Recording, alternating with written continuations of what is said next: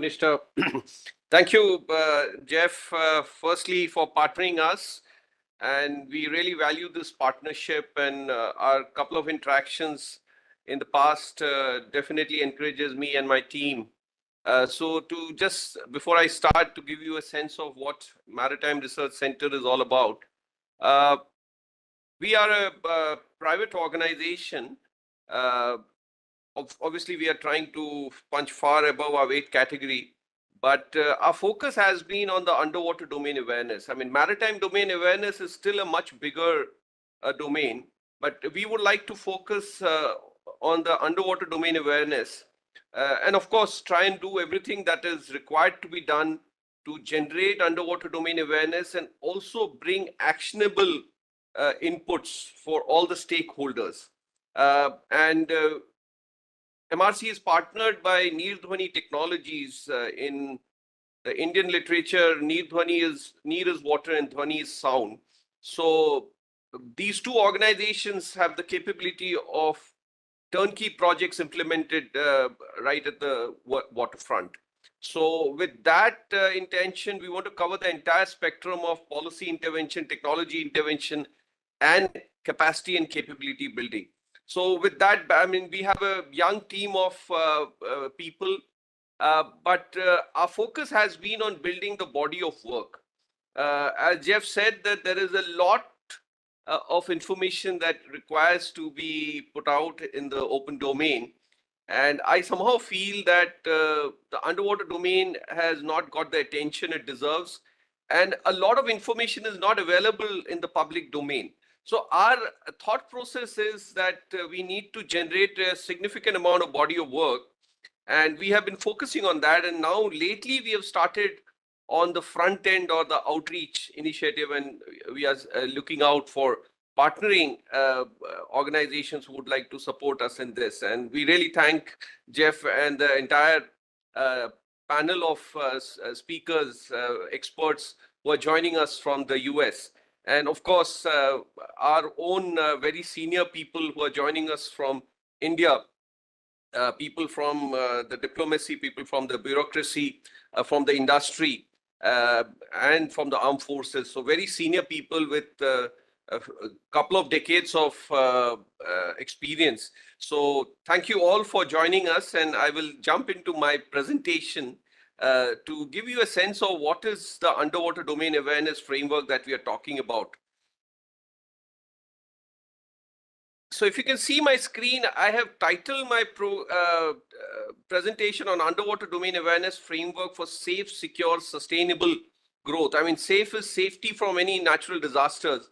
Secure is, of course, we talk about security, both internal and external security. I mean, you know, this part of the world is extremely politically volatile. So non-state actors are very, very active, and more often than not, working very closely with the states.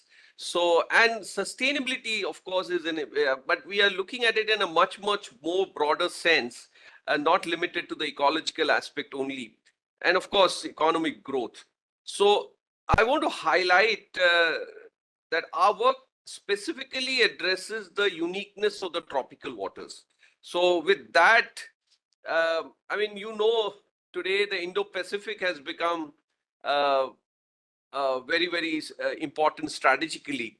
And all great powers are trying to deploy the strategic assets in the tropical waters. So what is this tropical water we are talking about is something we need to, because a lot of discussion that I've seen, I mean, I have been fortunate that back in the Navy as well as later, I have been associated with the underwater domain.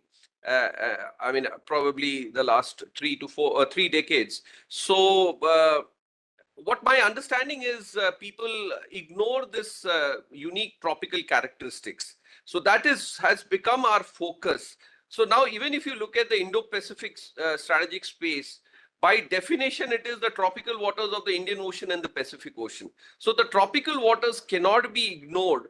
And when we talk about the tropical waters, apart from the warm versus cold water, I mean, as you know, the underwater technology development happened during the Cold War era, and a lot of uncertainties of the underwater space got taken care.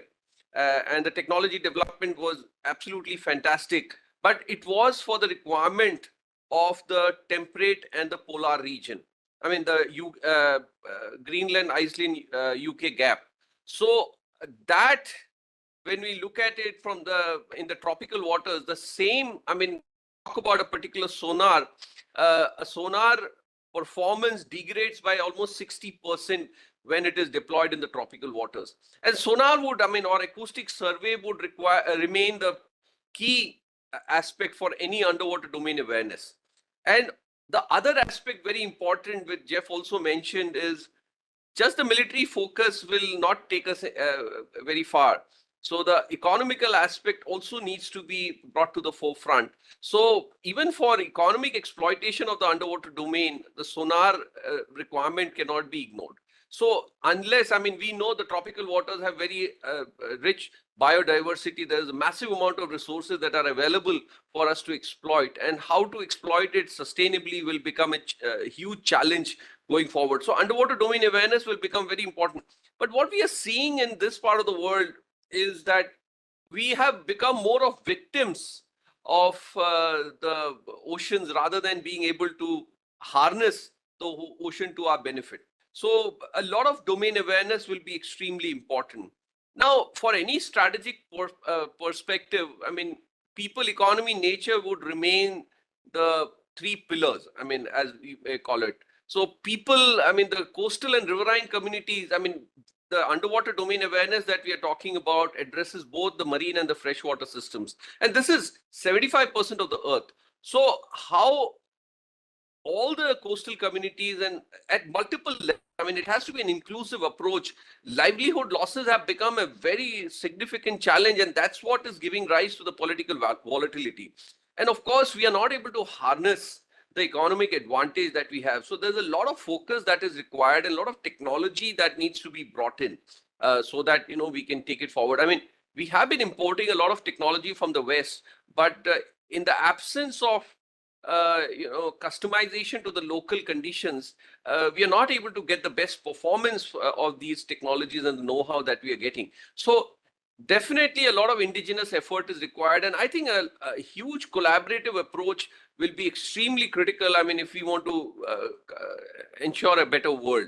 I mean, in the last, I mean, the Tokyo summit of the Quad, the power talked about greater public good. I mean, how do we define greater public good is a question which all of us need to ask and try and answer. And of course, nature will be very important, sustainability. There's a lot of talk, but on the ground, I mean, there is still a green versus blue debate that's going on. So we need to focus on the underwater space to ensure, I mean, we'll dwell on this a little more. So in India also, the government has been gearing up, and there is a significant maritime shift from the earlier continental mindset that was there. But I think a lot of distance needs to be covered. There has been a lot of announcements, but I think capacity building is something we all need to work together on. And I see that as a big opportunity for us to contribute and also seek partnerships with people who are, of course, far ahead in this domain. So this is the framework. I would like to explain what is this UDA framework that we are talking about. What we are seeing is massive fragmentation among the stakeholders. I mean, the four stakeholders, whether it is strategic security, blue economy, sustainability and climate change, and also science and technology. I mean, the digital transformation will require massive amount of, I mean, science and technology to be deployed.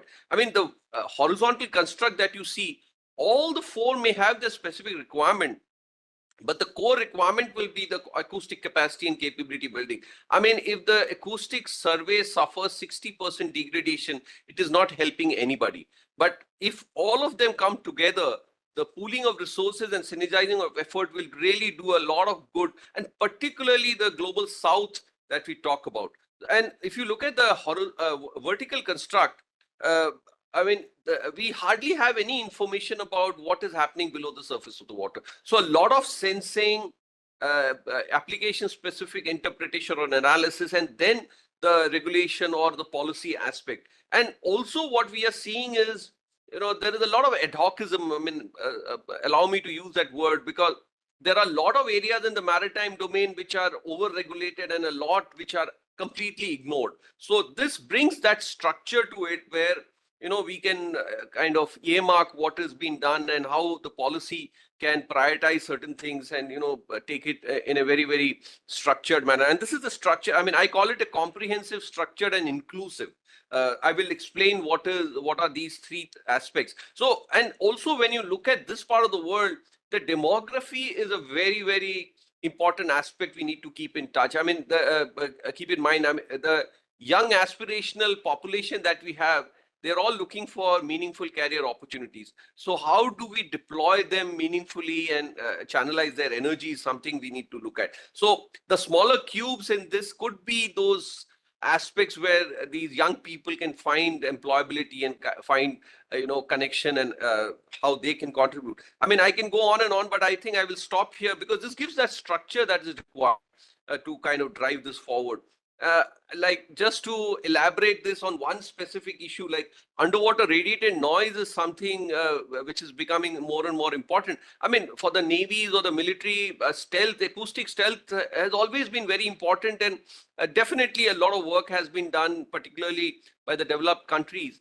But it has not percolated to the rest of the non-military applications. But that is also very important because today we are seeing a massive amount of big whale strandings, which is a result of high underwater radiated noise because of the merchant shipping. So how do we, and now International Maritime Organization has also now become conscious, and they have started talking, and they are now in the stage of implementing certain regulatory procedures. So again, the same capability, what I'm trying to bring out is the acoustic capacity and capability building that we do can be utilized by multiple stakeholders, and they all can contribute in terms of resources and whatever they can contribute in terms of even technology. The second aspect is sediment management. The tropical waters have a very unique sediment transport pattern. Whether it is navigability, water resource management, there's a massive amount of silting in our water bodies, and it is causing massive amount of issues, whether for flood management or drought. It's a very big challenge. So how do we kind of bring people together and, they all contribute and build this up? I mean, so again, pooling of resources and synergizing of effect becomes a very important aspect. I mean, the user academia industry partnership, I mean, there are already a lot of models. This doesn't require any new initiative, but the existing things has to be just aligned to the underwater domain and how we can achieve policy intervention, technology intervention, and capacity and capability building. This is, I mean, of course, digital transformation will become the key. I mean, even for the global south, if they have to jump into this, but how will the global south get into this? So this is marine spatial planning that we have built for underwater noise using the automated identification system data. So the entire data has been picked up online, and my team has really come out with this, and we won some innovation challenge also, and this has been also projected by the Government of India to the IMO. So, but this can be used even for submarine deployment. So, I mean, you can see the same thing. One is for ecological. I mean, you can see on the west coast of India, a lot of strandings are happening because of the high noise levels. So this is just one aspect. We are trying to work on multiple aspects, even finding concentration of different species of fishes, aquaculture, seaweed cultivation. So we have translated this whole digital transformation into multiple domains, and this becomes the inclusive aspect that we are talking about. Even the coastal communities will benefit out of this, and how the policy intervention can be brought in, and how technology intervention for operational management of aquaculture and fisheries can be a very important aspect. So I think I've spoken about this. A lot of AI and data analytics goes behind this.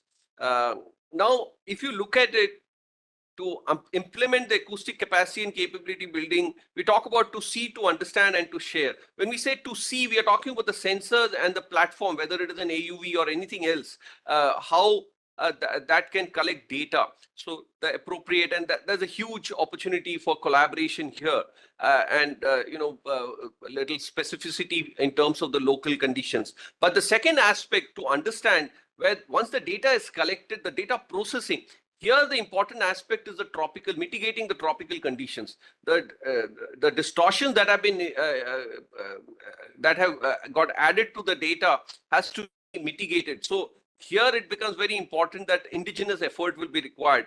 I mean, the developed world, led by the US, have been talking about shallow water acoustic measurement swarms exercises that they have been conducting. So a lot, but none of it has happened in the Indian Ocean region. So that is something, I mean, it has been done in South China Sea, East China Sea, but nothing has happened here. So I think Indian Ocean does deserve to be given more importance. But this aspect is something where the local, people have to get involved. I mean, even when you talk about collaboration, to see, definitely collaboration can be done, but to understand has to be done by the local people. Otherwise, there is always remain a trust deficit. But the third part is equally important. When once we have the actionable input, how do we share it with the user? Every user, whether it is a fisherman to a top policy maker, they will have their specific requirement. Even the platform, a fisherman would require a mobile app. So how do we make them very customized and specific is something we need to look at. Then only it makes sense. Otherwise, it will not make sense to the user. And the second aspect is the different category of human resource that will be required. The high-end data analytics is something very important. But once that data is captured, the interpretation will require a lot of domain knowledge. I mean, typically when we talk about AI and ML, the domain knowledge becomes a big challenge, and we are not able to achieve what we want to achieve. So domain specialization is very important, and we need domain specialists who will kind of contribute. But the third part is far more interesting for me, because the field deployment, typically we should be able to skill the coastal community and the riverine communities here, who are already very comfortable with the waterfront, and they will become part of the development process, and they will get integrated. I mean, that's where the inclusivity also becomes very, very important. And as I mentioned, modeling and simulation, I mean, if you just look at the Indian EZ, it is 3.7 million square kilometers. How many sensors can we put? So we have to rely on modeling and simulation. This is not being done in this part of the world. So this is something we need to work together on. We have definitely worked a lot on the modeling and simulation of the tropical waters. And I feel that if the Global South has to be part of this initiative, modeling and simulation can only be the viable way forward. I think, these are some of the examples how the underwater domain awareness has been taken forward by the developed world. I mean, right from the socials to the Points-Sur Lighthouse, and then Asia X, which was conducted in the beginning of this century in the South China Sea. And then based on that, China went on to do the Great Wall, underwater Great Wall project. So one has to learn from that, but no such big initiative has happened in the Indian Ocean. So I think there's a very fit case where we need to work together for that aspect. And that's where the collaborations will become very, very meaningful. And the site-specific aspects will get highlighted. And as I mentioned about the greater public good, we have not been able to really define the greater public good. And when we are talking about multilateral partnerships or bilateral partnerships, unless it cannot remain. UDA cannot remain a security-driven formulation. I mean, Jeff has already talked about it, so I don't want to repeat it again.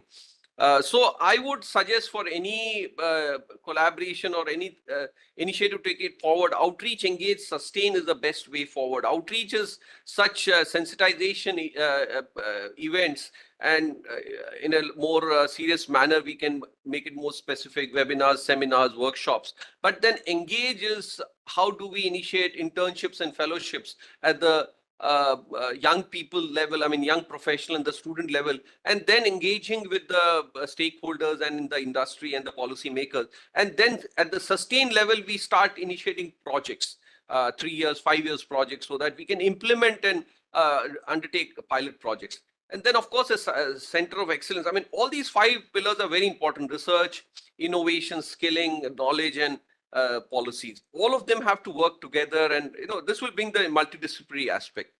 So I think my last one slide is MSP has to be at a global level, and there the uniqueness of the tropical waters will have to be kept in mind. A lot of skills is required. Unless we involve the local people, we'll not get the acceptability that is required. A lot of innovation for the Indo-Pacific is important. Tropical challenges, of course, has to be the focus, and community engagement. So we have come up with these initiatives called the 100 Coastal Warriors, 100 River Warriors. I mean, this is going to be a pilot project where we will deploy 100 people from the coastal region to kind of take care of the local coastal issues in a comprehensive manner. It will take care of policy, it will take care of technology, and of course, the deployment in the field. And so even the river systems are very different. I mean, when we talk about the Brahmaputra River, it's a transboundary river, but it's a very, very unique river. So we need to keep that in mind. And a UDA-driven digital transformation and a comprehensive MSP. I mean, it has to be multi-sectoral kind of an initiative. Otherwise, it will be very difficult, or it will be unviable to drive such a thing. So inclusiveness will be very, very important. So thank you for your patient hearing.